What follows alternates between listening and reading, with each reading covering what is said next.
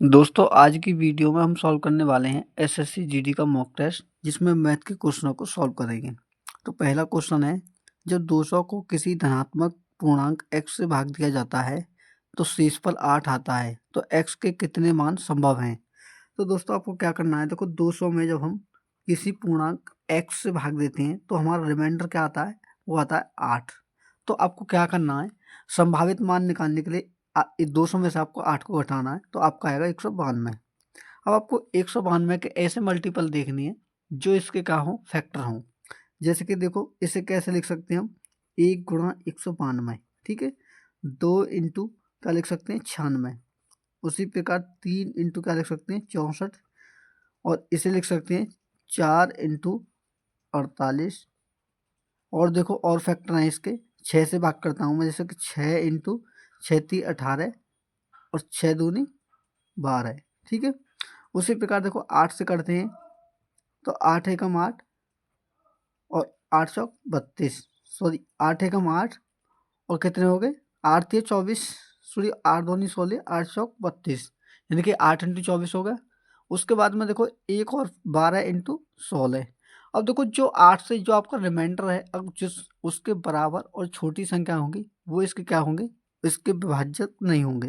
तो देखो ये संख्या बाकी क्या होंगे, कट जाएंगे, एक ये वाली संख्या, बाकी जो होंगे ये उसके क्या होंगे, संभावित मान होंगे। तो 1 2 3 4 5 6 7 8, तो 8 क्या है दोस्तों, उस संख्या के संभावित मान है, जो कि इस क्वेश्चन का बिल्कुल राइट आंसर है, ठीक है। तो देखो अगला नेक्स्ट क्वेश्चन क्या है। अगला क्वेश्चन है, एक कार 5 घंटे में 275 किलोमीटर की दूरी तय कर सकती है। यदि इसकी चाल 5 किलोमीटर प्रति घंटा कम कर दी जाए तो कार 250 किलोमीटर की दूरी तय करने में कितना समय लेगी। देखो दोस्तों 275 किलोमीटर की दूरी को कितने समय में तय करता है, 5 घंटे में। तो यहाँ से हम निकालेंगे पहले स्पीड कितनी थी। तो देखो मैंने 5 से भाग दिया तो ये कटेगा 55 बार, ठीक है।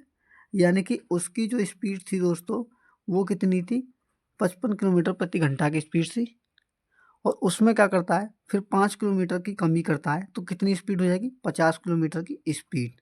और इस स्पीड से आपको 250 किलोमीटर की दूरी तय करनी है।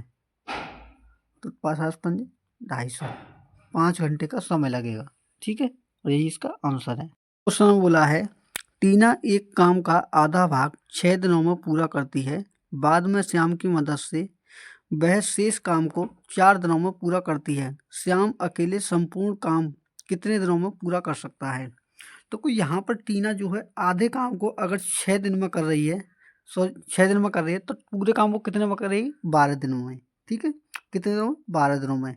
और वहीं श्याम की मदद से, यानी कि टीना और श्याम दोनों मिलकर कितने दिनों में करते हैं, जो शेष कार्य है, यानी कि आधे काम को 6 दिन में कर रही थी वो टीना, लेकिन दोनों मिलकर आधे काम को कितने दिनों में कर रहे हैं, 4 दिनों में। तो पूरे काम को मिलकर कितने दिनों में करते, 8 दिनों में, ठीक है। तो दोनों का क्या करना है, आपको एलसीएम लेना है, ठीक है। तो देखो एलसीएम क्या होगा, 24। तो यहाँ से हम क्षमता निकालेंगे, इफिशियंसी। तो देखो कितनी आएगी, टीना की क्षमता आएगी 12 का 24 में भाग दिया 2 बार, ठीक है। 8 का 24 में भाग दिया 3 बार। जब अकेले टीना की क्षमता 2 यूनिट है तो श्याम की कितनी आएगी, 3 में से 2 घटाएंगे तो 1 यूनिट।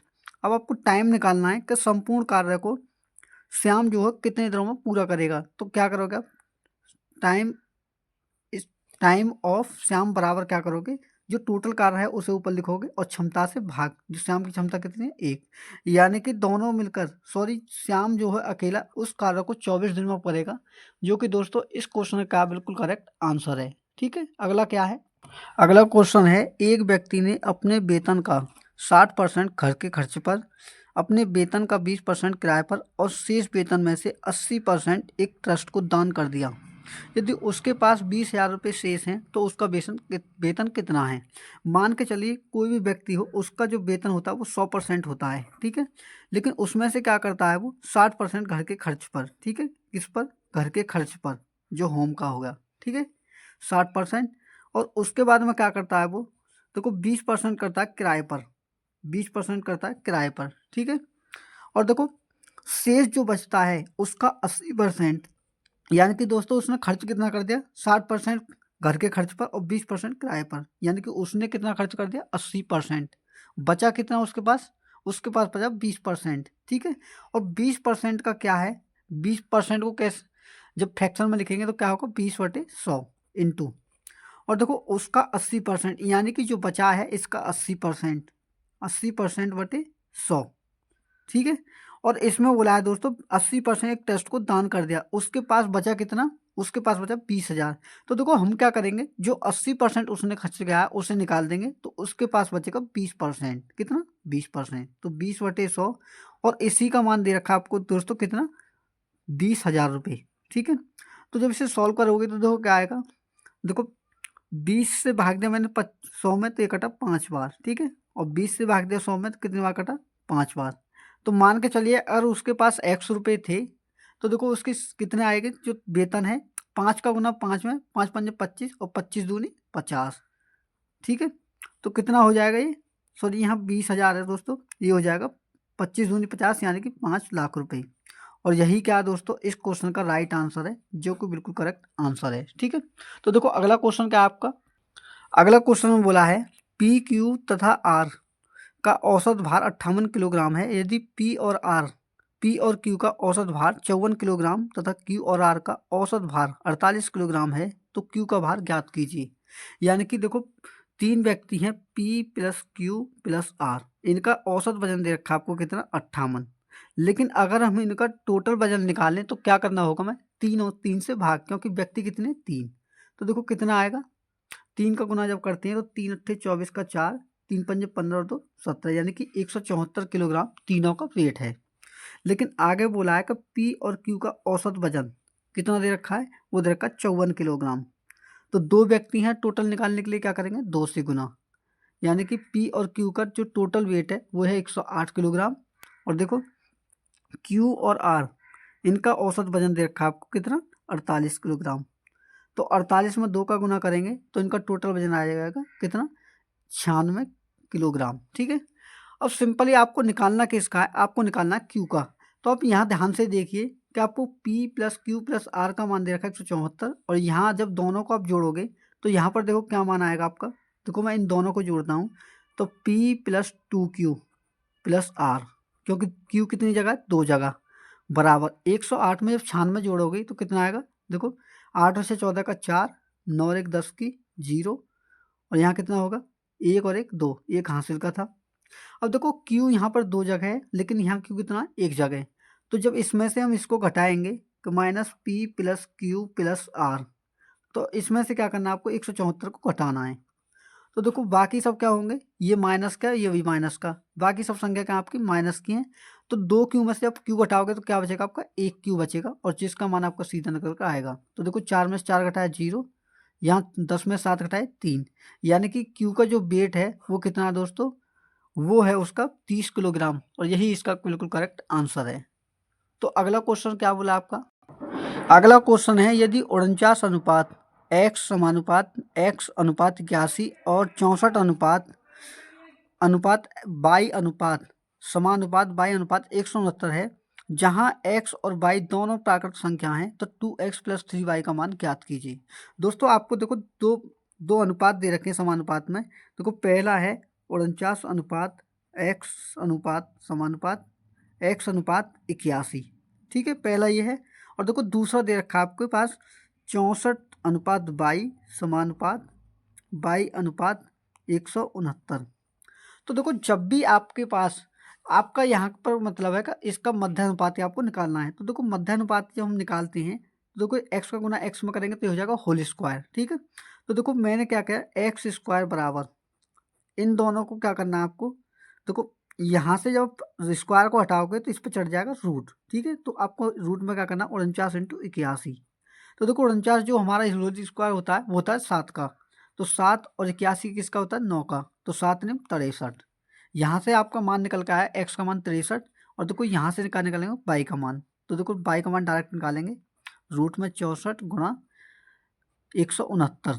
तो 64 जो अंडर रूट में होता है, यानी कि होल स्क्वायर किसका होता है, ये होता है 8 का, और जो 169 है ये किसका होता है, 13 का। तो देखो यहाँ से क्या करेंगे, यहाँ से हमारा निकल के आएगा कि जो y का मान है वो कितना है, तो 13 मट्ठे 104, तो ये निकल के आया आपका y का मान, ठीक है।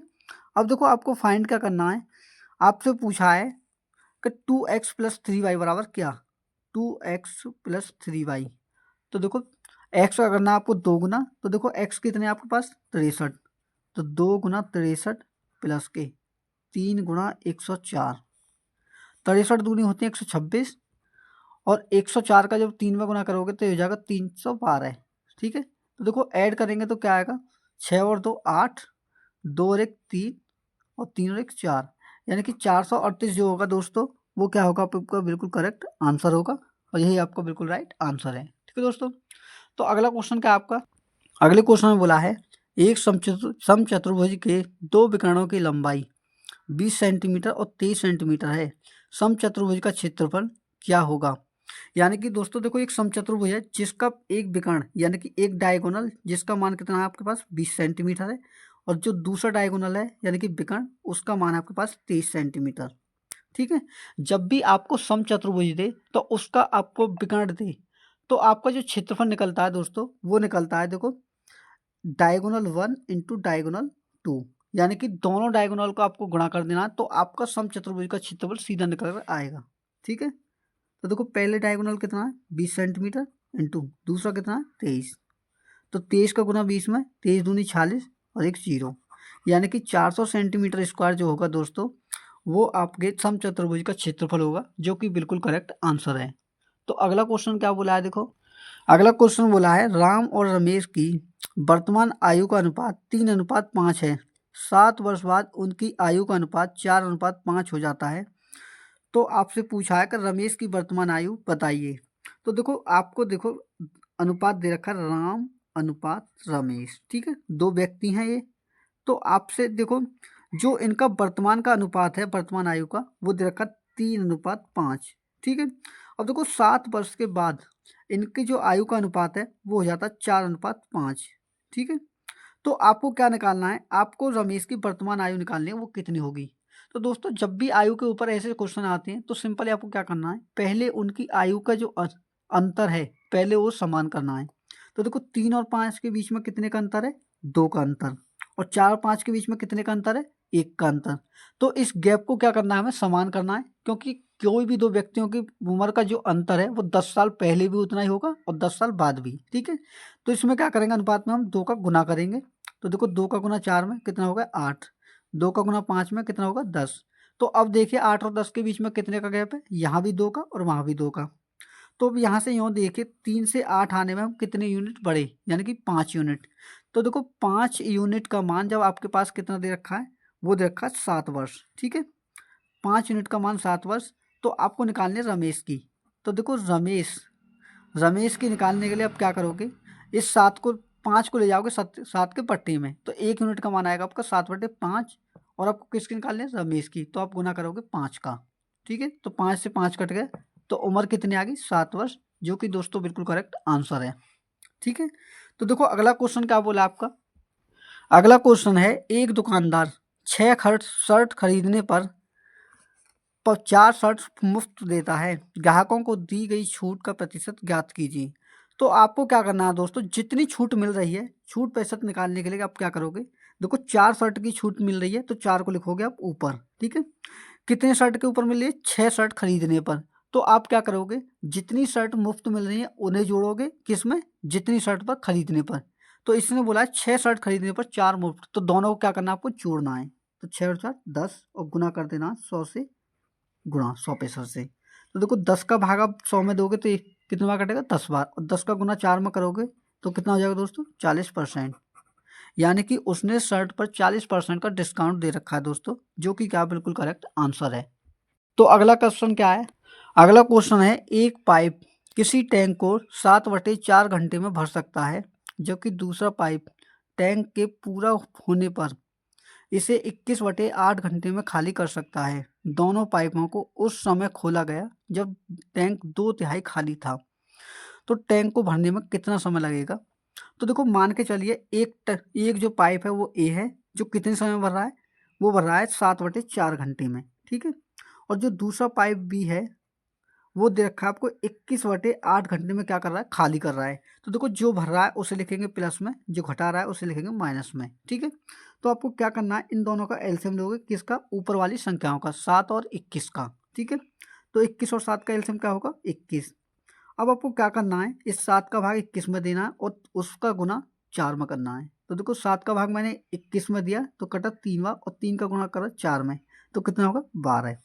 ठीक है, अब क्या करना है आपको, अब करना है कि देखो 21 का भाग 21 में एक बार कटा, और उसका भाग गुना 1 में, तो 21 एकम 21, और 1 का गुना 8 में, तो कितना, 8 में।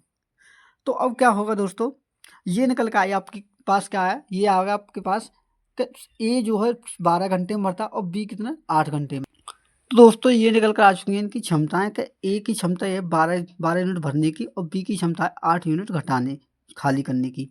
तो अब देखो क्वेश्चन में बोला है कि जो जो टोटल टंकी है उसका 2/3 भाग, यानी कि टोटल कितना आपका टंकी की जो क्षमता है वो है 21 यूनिट, इसका 2/3 यानी कि 2/3 भाग कौन भरेगा, वो भरेगा देखो दोनों मिलकर। 12 की जो ए है वो 12 यूनिट भरता है, और बी कितना है, 8 यूनिट खाली करता है। तो देखो दोनों को ऐड करेंगे तो कितना भरेंगे, 12 में तो 8 घटाएंगे तो 4। ठीक है, अब देखो इसे सॉल्व करने के बाद में क्या आएगा, देखो 2 से आप इसमें भाग दोगे तो ये कटेगा 2 बार, और इस 3 का गुना करोगे आप नीचे, या फिर देखो 3 का गुना न करके क्या करोगे, 3 का भाग दोगे 21 में, तो ये कटेगा 7 बार। अब देखो आप क्या करोगे, 7 में 2 का भाग करोगे तो क्या होगा कि 2 3 6, यानी कि 3 घंटे, और 1 घंटा जो आपके पास बचा उसे कैसे करोगे आप, 60 मिनट में भाग दोगे। ठीक है, तो 60 मिनट में भाग दोगे 2 से, तो क्या होगा, 3 घंटे 30 मिनट जो होगा दोस्तों, वो 2/3 भाग को उस टंकी को भर देंगे, जो कि दोस्तों इस क्वेश्चन का बिल्कुल करेक्ट आंसर है। ठीक है, तो देखो नेक्स्ट क्वेश्चन क्या है आपका, अगला क्वेश्चन है दोस्तों कि दी गई विवर्त भिन्न को सरल करने का मतलब, जो भिन्न दे रखा है उसका प्राप्त मान क्या है, ये आपसे पूछा है। दोस्तों जब भी आपको सीढ़ी के आकार का क्वेश्चन दे तो आपको सिंपली क्या करना है, जो बट्टे में सबसे पहले जो 1/4 है, तो जो अंश में लिखा है उसे लिखोगे सबसे आप ऊपर, यानी कि 1, उसके बाद में जो हर में लिखा है बट्टे में उसे लिखोगे आप यहाँ। उसके बाद में देखो आपको ध्यान से देखिए कि हर सीढ़ी पर आपको सबसे पहले नीचे 1 दे रखा है प्लस में, उसके बाद में 3 दे रखा है, उसके बाद में 2। तो अब क्या करोगे, +1 +2 और सॉरी +3 और +2 ऐसे लिख दोगे ऊपर। अब देखो सिंपली आपको करना क्या है, सबसे पहले आप इन दोनों को जोड़ोगे तो 4 और 1 कितना होगा, 5। ठीक है, देखो 4 और 1 कितना होगा, सॉरी 4 का गुना 1 में, 4 एकम 4 और 1 5, यहाँ हो गया 5। अब उसके बाद में क्या करना है, 3 का गुना 5 में करोगे और अगली संख्या को जोड़ना है, तो देखो 3 पंजे 15 और 4 19। ठीक है, उसके बाद में क्या करना है कि 2 का गुना 19 में, और तो 19 दूनी 38, 38 और 5 कितने हो गए, 43। सिंपली दोस्तों देखो लेटर वाले जो क्वेश्चन होते हैं तो उसमें अगर घात में आपको दिया है, अगर सोच के देखिए अगर 1 1 होते तो आप क्या करते, 1 में 4 ऐड करते तो 5 आता, फिर उससे पीछे वाली संख्या को ऐड करते फिर आगे जाते, तो इसमें ऐसा ही होता। लेकिन जब ऊपर आपका जैसे प्लस में दे हो, जैसे कि 1 +3 +2, तो आप क्या करोगे, 1 का गुना पहले 4 में, फिर उसमें अगली संख्या को ऐड करोगे। उसी प्रकार देखो देखो ये आ गया, फिर क्या करोगे, 3 का गुना 5 में, 3 पंजे 15 और 4 को ऐड। उसी प्रकार देखो फिर 2 का गुना इसमें और फिर अगली संख्या को ऐड। तो लास्ट में आपको क्या करना है, आपको आंसर निकालना है। तो देखो इसमें एक मेन पॉइंट ये है कि जब आपकी संख्याएं एक के सभी संख्या बटे में हो फ्रैक्शन वाली, तो आपकी इसे आप ऊपर लिखोगे अंश में, और बटे में क्या लिखोगे, पीछे वाली संख्या को। ठीक है, तो 19/43 जो होगा दोस्तों इस क्वेश्चन का बिल्कुल करेक्ट आंसर होगा, जो कि क्या बिल्कुल राइट आंसर है। तो देखो अगला क्वेश्चन क्या आपका, अगला क्वेश्चन बोला है कि एक वस्तु की रुपये 4125 में बेचने पर ए को 10% का लाभ होता है और 18% का लाभ प्राप्त करने के लिए उसे उस वस्तु को किस मूल्य पर बेचना होगा। यानी कि दोस्तों देखो 4125 रुपये में जब वो बेचता है वस्तु को तो उसे 10% का लाभ होता है, यानी कि 4125 आपका 110% का मान है, और आपसे पूछा है कि 18% का लाभ प्राप्त करने के लिए, तो आपसे 118% का मान आपसे पूछा है। तो देखो सिंपली आप क्या करोगे कि आपको भाग देना है। तो देखो मैंने क्या किया, 11 से भाग दिया तो ये कटा 10 बार, और 11 से भाग ऊपर दूंगा तो क्या होगा, 11 3 33 बचा आपका 8, तो 11 7 77, फिर 5 बचा, 11 5 55। ठीक है, तो देखो अब क्या बचा आपका, 5 से भाग दिया मैंने इसमें, तो 5 दूनी 10 और 5 से इसमें भाग दिया तो कितनी बार कटा, देखो ये कटा 5 सत्ते 35, 5 पंजे 25, और देखो 2 से भाग इसमें दोगे तो कितनी बार कटेगा, 2 पंजे 10, 2 ने 18। अब आपको क्या करना है, 75 का गुना 59 में करना है और आपका आंसर सीधा निकल के आएगा। कैसे, देखो 75 इंटू 59, ठीक है। तो देखो 9 पंजे 45 का 5, 9 सत्ते 63 और 4 67, इंटू 5 पंजे 25 का 5, 5 सत्ते 35 और 2 37। तो देखो ऐड करेंगे तो क्या आएगा, 5 7 5 12 का 2, 7 और 6 13 और 1 14 का 4, 3 और 1 4, यानी कि 44 25 जो होगी दोस्तों उस क्वेश्चन का राइट आंसर होगा, यानी कि 18% लाभ पर बेचने पर। और यही दोस्तों इस क्वेश्चन का बिल्कुल करेक्ट आंसर है, ठीक है। तो देखो अगला क्वेश्चन क्या है आपका, अगला क्वेश्चन है, एक नाव धारा की दिशा में 35 किलोमीटर की दूरी 5 घंटे में तय करती है और 7 घंटे में वापस लौटती है, तो शांत जल में नाव की गति ज्ञात करो। दोस्तों मान के चलिए नाव की जो चाल है वो x किलोमीटर प्रति घंटा है, ठीक है। नाव की कितनी है, x किलोमीटर प्रति घंटा, और वहीं आपकी जो धारा है, जो धारा है स्ट्रीम है, उसकी चाल 22 किलोमीटर प्रति घंटा है। तो देखो जब धारा के दिशा में कोई नाव बहती है तो दोनों की गति को क्या करना होता है, जोड़ना होता है। लेकिन वहीं जब नाव धारा के विपरीत दिशा में चलती है तो क्या करना होता है, दोनों की गति को घटाना होता है। तो देखो ये कह रहा है कि धारा की दिशा में जो है, यानी कि धारा की दिशा में दोनों की स्पीड को जोड़ना है, कितना, 35 किलोमीटर की दूरी को 5 घंटे में तय करता है, तो यानी कि उसे समय कितना लगा।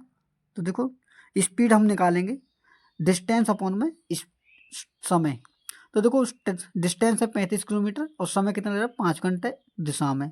तो देखो स्पीड आएगा आपकी 7 किलोमीटर प्रति घंटा धारा की दिशा में, और वहीं आप जब विपरीत दिशा में निकालोगे तो देखो क्या कर रहा है, 7 घंटे में वापस लौट रहा है, यानी कि 35 किलोमीटर की दूरी को 7 घंटे में तय कर रहा है। तो स्पीड आ गई दोस्तों उसकी 5 किलोमीटर प्रति घंटा। अब दोस्तों आपको जिसका मान निकालना है, आप कैसे निकालोगे, देखो आपसे पूछा है नाव की गति, तो देखो नाव की गति मानी है मैंने x, तो आप क्या करोगे, इन दोनों को ऐड करोगे और उसमें 2 का भाग दोगे।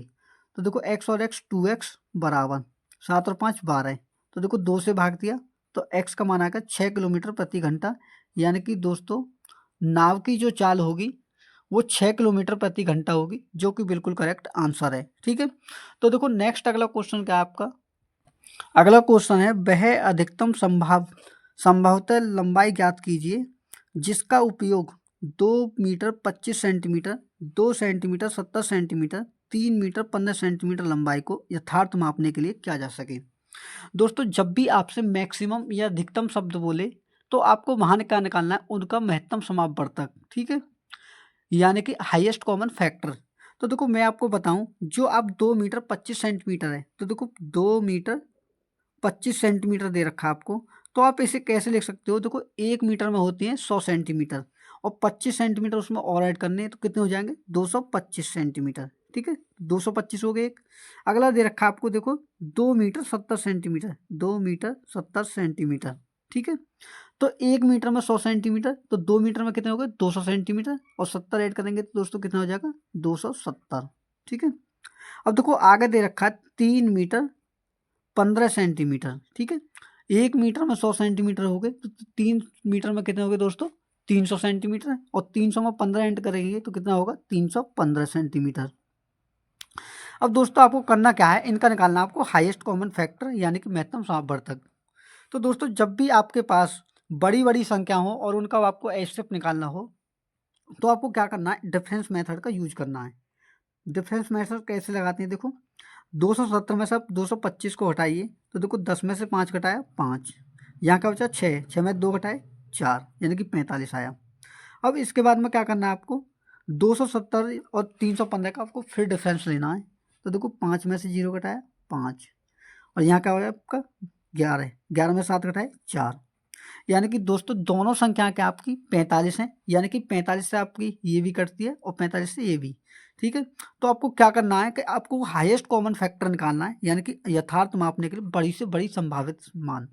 तो दोस्तों 45 जो होगा आपका वह मान होगा, यही क्या दोस्तों बिल्कुल करेक्ट आंसर है। तो मैं उम्मीद करता हूँ दोस्तों ये सभी क्वेश्चन आपको अच्छे से क्लियर हुए होंगे। तो देखो अगला क्वेश्चन क्या है आपका, अगला क्वेश्चन है, यदि किसी गोले के आयतन को उसके पृष्ठीय क्षेत्रफल से विभाजित किया जाता है तो परिणाम 54 सेंटीमीटर होता है। तो दोस्तों इसमें बोला है कि जब एक गोले के आयतन को आप गोले के पृष्ठ क्षेत्रफल से भाग देते हैं तो परिणाम 54 सेंटीमीटर आता है। तो आपको करना क्या है, देखो देखो गोले का आयतन होता है 4/3 पाई आर का क्यूब, और वहीं जो है गोले का जो वक्र पृष्ठ क्षेत्रफल होता है दोस्तों वो होता है 4 पाई आर स्क्वायर। तो जब वक्र पृष्ठ से आयतन में भाग देते हैं तो मान आता है हमारा 54। तो आपसे पूछा है कि उसकी त्रिज्या क्या है गोले की, ये आपसे पूछा है। तो देखो 4 से भाग आप 4 में दोगे तो 4 कटेगा एक बार, पाई से आपका पाई कट गया, पाई आर है आपका स्क्वायर, तो आर की 2 घात से क्या होंगे, आपकी आर की 3 घात का होंगे, घट जाएंगे। कैसे, देखो जब बेस हमारा दोस्तों सेम होता है और घातें अलग अलग होती हैं तो क्या होता है, ऊपर जाने पर घातें अगर नीचे प्लस की है तो ऊपर जाकर किसकी हो जाती है, माइनस की। तो यहाँ प्लस की है, ऊपर जाकर किसकी हो जाएगी, माइनस की। तो यहाँ ऊपर 3 है, 3 में से 2 घटाएंगे तो कितने होगी, आर की 1 घात, यानी कि आर बराबर यहाँ क्या बचेगा दोस्तों, ये 3 क्या होगा, ये 3 आएगा आपको बट्टे में, नीचे आएगा यहाँ, और इस 3 का गुना करोगे आप 54 में। तो आपकी जो त्रिज्या सीधी निकल कर आएगी 54 × 3, यानी कि 54 × 162 सेंटीमीटर। और यही क्या है दोस्तों, इस क्वेश्चन का राइट आंसर है और इस गोले की त्रिज्या है। ठीक है दोस्तों, तो देखो अगला क्वेश्चन क्या आपका, अगला क्वेश्चन में बोला है पहले वर्ष के दौरान एक गांव की जनसंख्या में 5% की वृद्धि हुई, दूसरे वर्ष के दौरान यह 5% की कमी की गई, दूसरे वर्ष के अंत में इसकी जनसंख्या 47,880 थी। तो पहली वर्ष की शुरुआत में जनसंख्या कितनी थी। तो दोस्तों मान के चलिए शुरू में जो जो हमारी जनसंख्या थी गांव की वो x थी, उसके बाद में क्या होता है इसमें 5% की वृद्धि, कितना हो जाएगा 105/100। ठीक है, अगले वर्ष क्या होता है उसमें 5% कम, यानी कि 95/100। और 2 बार एक बार वृद्धि और एक बार कमी होने के बाद में क्या होता है उसकी जनसंख्या कितनी हो जाती है, 47,880। तो आपसे पूछा कि जो मूल जनसंख्या थी पहले वो कितनी थी।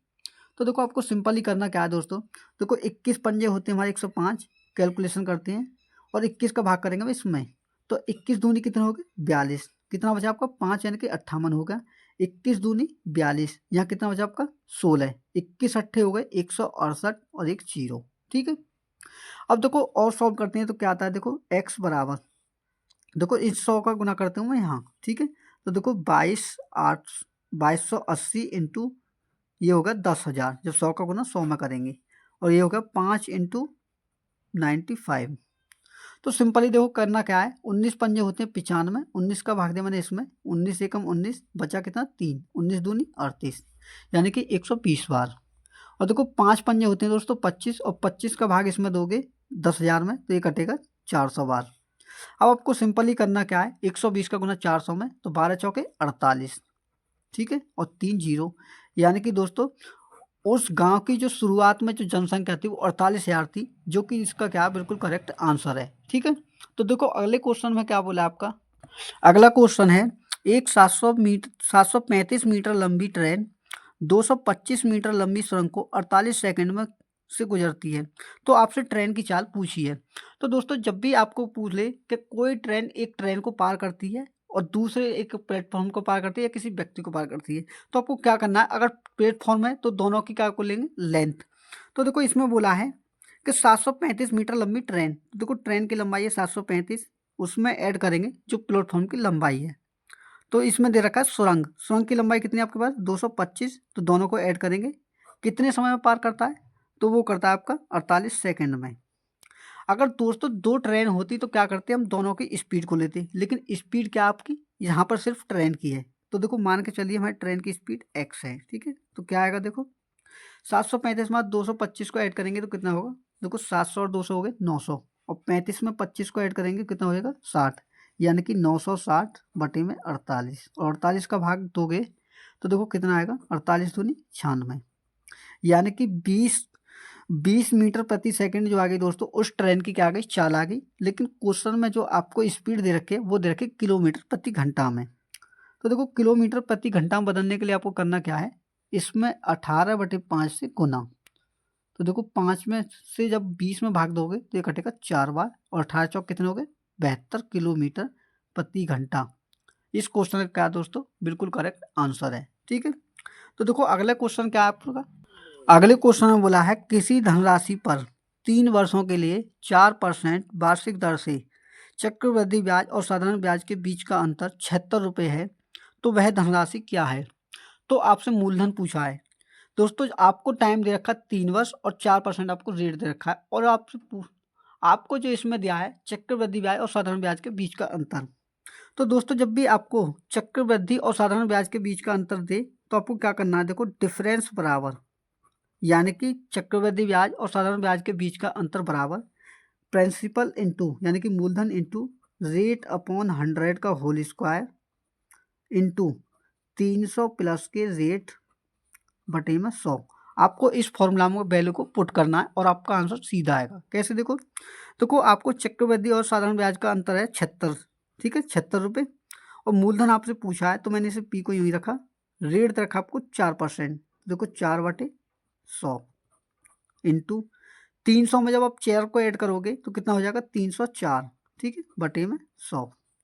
अब देखो सॉल्व करते हैं तो दोस्तों क्या आता है, देखो और इसका करना आपको होल स्क्वायर।